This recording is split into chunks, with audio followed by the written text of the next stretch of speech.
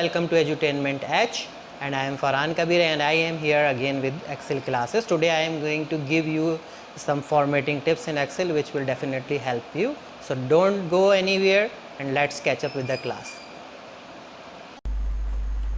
Alright everyone, let's start with the class. हम आपको Excel की फॉर्मेटिंग टिप्स के हवाले से बता रहे थे. फॉर एग्ज़ाम्पल मुख्तलिफ़ किस्म का डेटा होता है वेबसाइट्स के ऊपर जिसको आप चाहते हैं कि एक प्रॉपर फॉर्मेटिंग के साथ प्रेजेंट कर सकें. तो उसके लिए आपको एक्सेल में फॉर्मेटिंग की ज़रूरत पेश आती है, क्योंकि गूगल के ऊपर जो डेटा मौजूद होता है मुख्तलिफ़ टेक्स्ट फॉर्मेट्स में होता है और उसको अपने जो पसंद का फॉर्मेट होता है उसमें लाने के लिए, अपना जो रिक्वायर्ड फॉर्मेट होता है उसमें लाने के लिए हमें एक्सेल की फॉर्मेटिंग टूल्स की ज़रूरत पेश आती है. फॉर एग्ज़ाम्पल यहाँ पे मैं एक वेबसाइट के थ्रू मुख्तलिफ़ कॉन्टैक्ट्स और डेटा उठाऊँगा और यहाँ पे एक्सेल के अंदर उसको पेस्ट करके उसके ऊपर फॉर्मेटिंग करूँगा. ठीक है, मिसाल के तौर पे हम अब डेटा जो है वो बनाने जा रहे हैं. मुख्तलिफ़ कोई भी एक एग्ज़ाम्पल ले लेते हैं कंपनीज़ के हवाले से कि हम जो है वो शुगर की कंपनीज़ हैं मुख्तलिफ़ या फैक्ट्रीज़ हैं, उनका हम ऐसी एक डेटा बना लेते हैं वेबसाइट से उठा के और उसकी फॉर्मेटिंग करते हैं.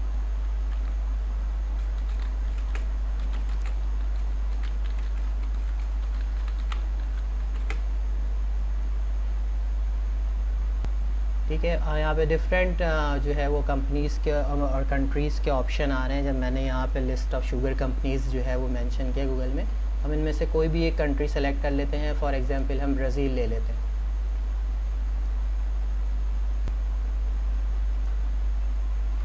ब्राज़ील में हमारे पास यहाँ पे एक लिंक आ रहा है, लिस्ट ऑफ लिकमसा 45 शुगर कंपनीज़. एक ही कंपनी का डेटा शो हो रहा था. मैं चाह रहा हूँ कि ज़्यादा से कंपनीज़ का जो है वो डेटा शो हो ताकि फॉर्मेटिंग करने में हमारे पास ज़्यादा ऑप्शंस अवेलेबल हो. इस लिंक को चेक करते हैं. नहीं, बिल्कुल यहाँ पे हमारे पास काफ़ी सारी कंपनीज़ जो हैं शो हो रही हैं. Let's start with the data.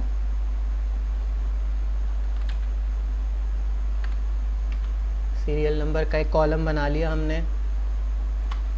Next हम बनाते हैं कंपनी नेम का.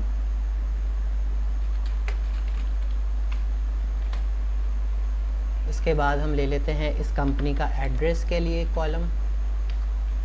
नेक्स्ट हम इसके कॉन्टैक्ट नंबर के तौर पे कॉन्टैक्ट नंबर का कॉलम बना लेते हैं.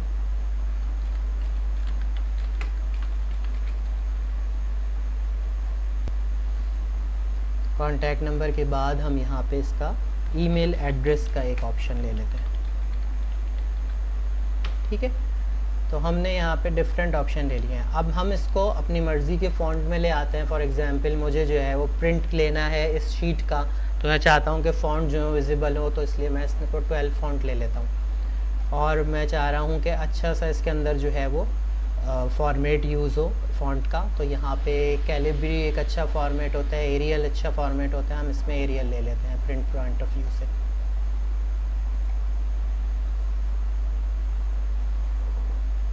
ठीक हो गया. अब हम इसको बोल्ड कर लेते हैं क्योंकि ये हेडिंग है, और इसको सेंट्रलाइज भी कर लेते हैं. अब आप देखेंगे कि जब हम डेटा उठाएंगे वेबसाइट से तो वो डिफरेंट फॉर्मेट में होगा. इस फॉर्मेट में नहीं होगा जिस फॉर्मेट के कॉलम मैंने यहाँ बनाया. तो उसको इस फॉर्मेट में लाने के लिए हम डिफरेंट फॉर्मेटिंग टिप्स आपको बताएंगे, जिसमें आप पूरी शीट को एक साथ भी एक फॉर्मेट में ला सकते हैं और अपने जो रिक्वायर्ड कॉलम्स और रोज़ हैं उनको भी किसी स्पेसिफिक फॉर्मेट में कन्वर्ट कर सकते हैं. ठीक है, यहाँ से हम सीरियल लिस्ट जनरेट कर लेते हैं. पहले 5 कंपनीज़ की सीरियल लिस्ट जनरेट कर लेते हैं फॉर एग्जांपल.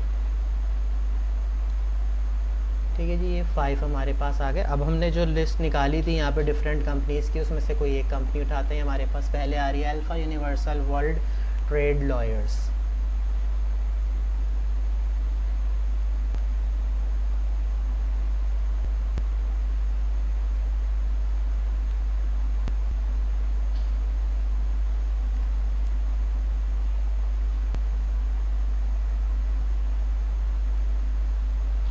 ठीक है, यहाँ से हमने कंपनी के नेम को कॉपी कर लिया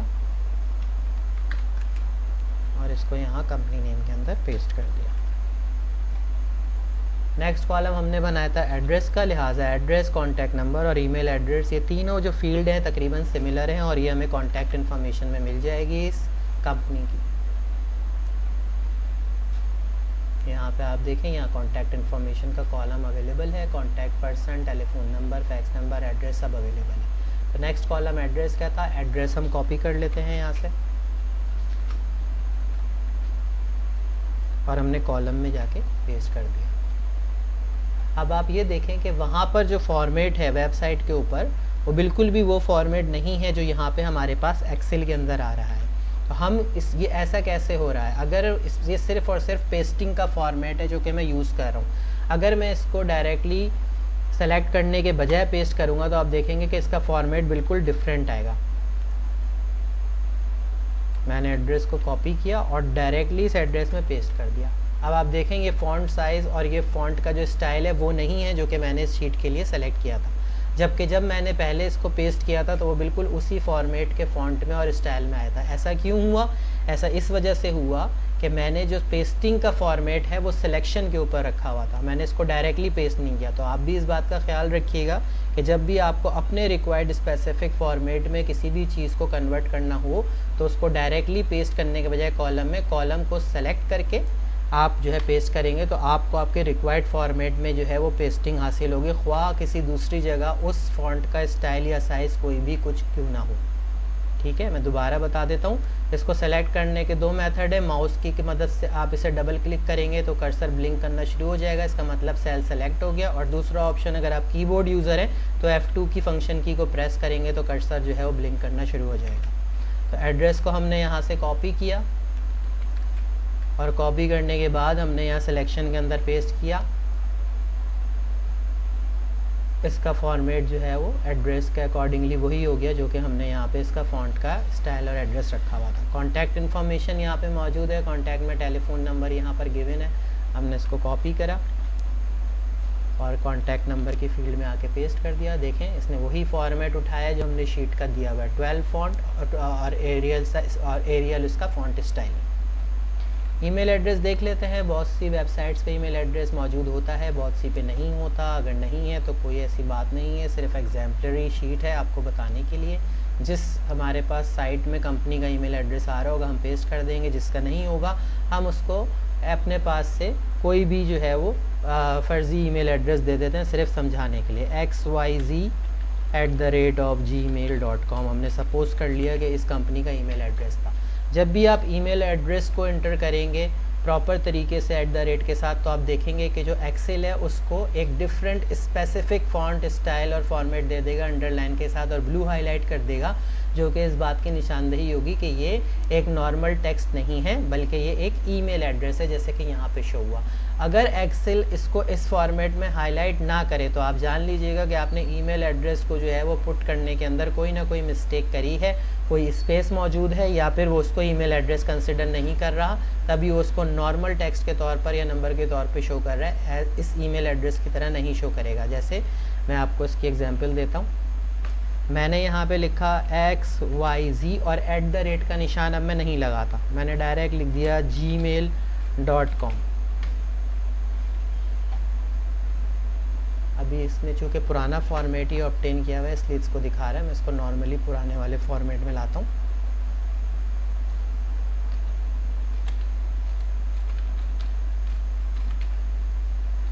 ये देखें मैंने लिखा xyz@gmail.com। क्या मिसिंग है? @ का साइन जो कि हर ईमेल एड्रेस के अंदर मौजूद होता है, तो उसने इसको ईमेल एड्रेस कंसिडर नहीं किया और इसको नॉर्मल फॉन्ट के तौर पे शो किया। तो जब ऐसा हो तो समझ जाएं कि ईमेल एड्रेस जो आपने पुट किया है वो करेक्ट नहीं है। तो एक्सेल आपको ये फैसिलिटी भी प्रोवाइड करता है। इसी तरह अगर आप डॉट हटा देंगे कॉम के दरमियान से तो भी उसको ईमेल एड्रेस नहीं कंसिडर करेगा। ईमेल एड्रेस हमेशा एक स्पेसिफिक फॉर्मेट में होता है और वो उसी तरह फिर इसमें शो करेगा एज अ ईमेल एड्रेस के तौर पे एक्सेल। इसको मैं दोबारा कर देता हूँ xyz@gmail.com। चेक करें दोबारा इसने इसको ईमेल कंसिडर कर लिया, एक्सेप्ट कर लिया और इसको एक स्पेसिफिक अंडरलाइन फॉर्मेट दे दिया, जो कि डायरेक्टली अगर आउटलुक कॉन्फ़िगर है तो सिर्फ क्लिक करने पे डायरेक्टली इसका ईमेल ओपन हो जाएगा। ठीक है, नेक्स्ट कंपनी देख लेते हैं कौन सी शो हो रही है हमारे पास। ये आ रही है जी हमारे पास GGR import CO and export CAD। यहाँ पे हम किसी भी कंपनी की कोई भी पब्लिसिटी वगैरह नहीं कर रहे हैं, ये सिर्फ़ और सिर्फ आपको एक्सेल सिखाने के लिए चंद मखसूस जो है वेबसाइट्स को हम यूज़ कर रहे हैं, ताकि आपको आपके काम में आसानी हो और फॉर्मेटिंग टिप्स के हवाले से आइडिया हो जाएगा किस तरह एक्सेल में वर्क किया जाता है। इसका कॉन्टैक्ट इन्फॉर्मेशन मौजूद है यहाँ पे, इसका एड्रेस मौजूद है कंपनी का, हमने कॉपी किया, कॉपी करने के बाद इसको पेस्ट कर दिया एड्रेस के कॉलम में। इसी तरह मैं अब सारी कंपनीज़ के ये 5 कॉलम तक इसी तरह सिमिलरली पेस्ट करूँगा। कोई नई चीज़ अभी फ़िलहाल मैं इसमें नहीं करूँगा, लिहाजा आप इसे देखें। जब नई चीज़ इसमें ऑप्शन इस्तेमाल करना होगा तो मैं आपको बताऊँगा कि कैसे फॉर्मेट किया जाता है। ईमेल एड्रेस इसका भी नहीं मौजूद है, इसको भी मैं एक सपोज कर लेते हैं abc@gmail.com। आप एक चीज़ नोट कर रहे होंगे कि जब मैं कॉन्टैक्ट नंबर पेस्ट कर रहा हूं तो ये कॉन्टैक्ट नंबर उस तरह से नहीं आ रहे जिस तरह से यहाँ मौजूद है, जैसे कि कॉन्टैक्ट नंबर होता है मोबाइल नंबर या फ़ोन नंबर, बल्कि ये यहाँ पे कुछ अल्फ़ा न्यूमेरिक और सिंबॉलिक किस्म के ऑप्शन दिखा रहा है, जो कि एक्सेल का बाय डिफ़ॉल्ट फॉर्मेट है। ये अभी जब ये शीट कंप्लीट में करूँगा 5 कॉन्टैक्ट्स की, तो आपको बताऊँगा कि किस तरह इन कॉन्टैक्ट नंबर को दोबारा मोबाइल फ़ोन और सेल फ़ोन या टेलीफोन नंबर्स के तौर पर फॉर्मेट किया जा सकता है।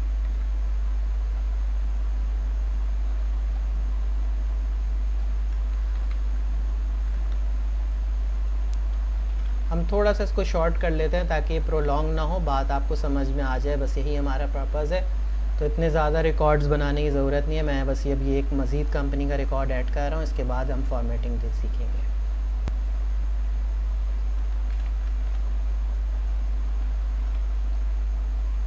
इसको हम दे देते हैं ईमेल एड्रेस, अगर मौजूद नहीं है इसका भी तो efg@gmail.com।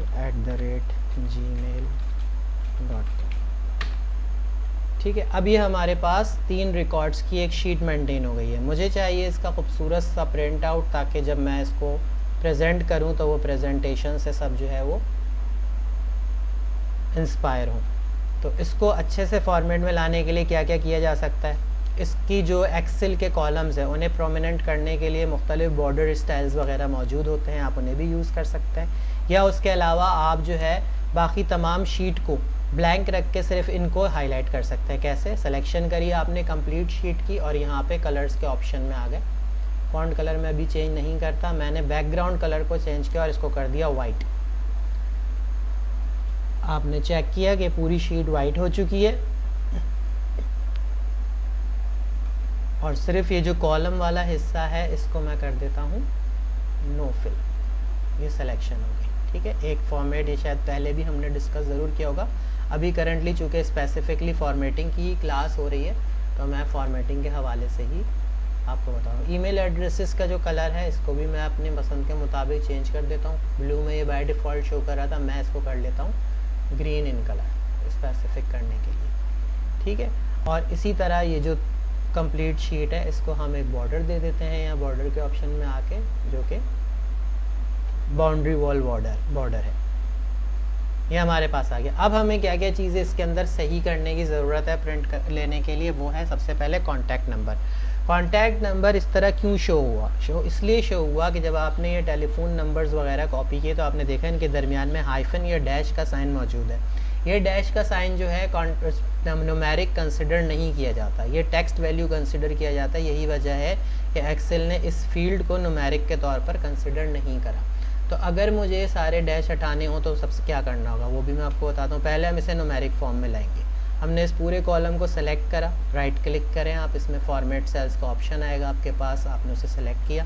यहाँ आने के बाद आपके पास पहला ही जो ऑप्शन है नंबर का, इसमें डिफरेंट कैटेगरी मौजूद है। सेकंड कैटेगरी जनरल के बाद है नंबर की, ये आपने सेलेक्ट करी और डेसिमल प्लेसेस को कर दिया 0, क्योंकि फ़ोन नंबर में या कॉन्टैक्ट नंबर में कोई भी डेसिमल्स मौजूद नहीं होते।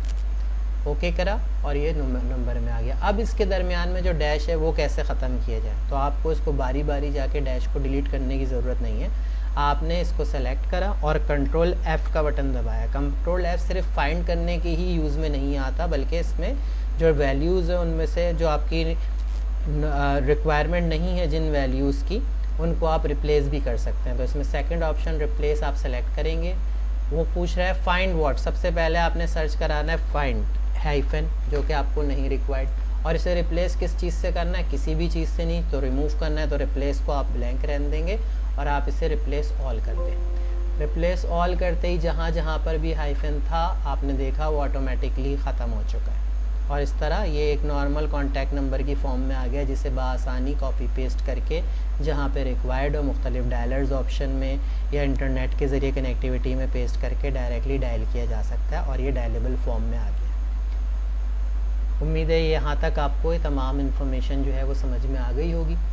अब इसमें आपको एक फॉर्मेटिंग टिप मैं और दे रहा हूँ। बाज़ औक़ात आपके पास कॉलम्स के अंदर अनवांटेड इन्फॉर्मेशन आ जाती है और आपको उसको जो है कॉलम्स में ब्रेक करना होता है, यानी सिंगल कॉलम को 2 कॉलम्स की वैल्यूज़ में कन्वर्ट करना होता है। कैसे, मैं आपको बताता हूँ। फॉर एग्ज़ाम्पल आपके पास ये कंपनी नेम है, इसमें अगर फॉर मिसाल के तौर पे ब्रैकेट में इसका कोई कॉन्टैक्ट पर्सन का नाम मौजूद होता, हम फॉर एग्ज़ाम्पल ले लेते हैं डेविड। दूसरी कंपनी के कॉन्टैक्ट नंबर पर्सन का नाम मौजूद होता, फॉर एग्ज़ाम्पल हम ले लेते हैं सुजैन। थर्ड कंपनी में हमारे पास नाम मौजूद होता किसी का भी कॉन्टैक्ट पर्सन का, हम ले लेते हैं जेम्स। तो अब हमें फॉर एग्ज़ाम्पल ये चाहिए होता कि कंपनी नेम अलग शो हो और इसका जो कॉन्टैक्ट पर्सन है वो अलग कॉलम में शो हो।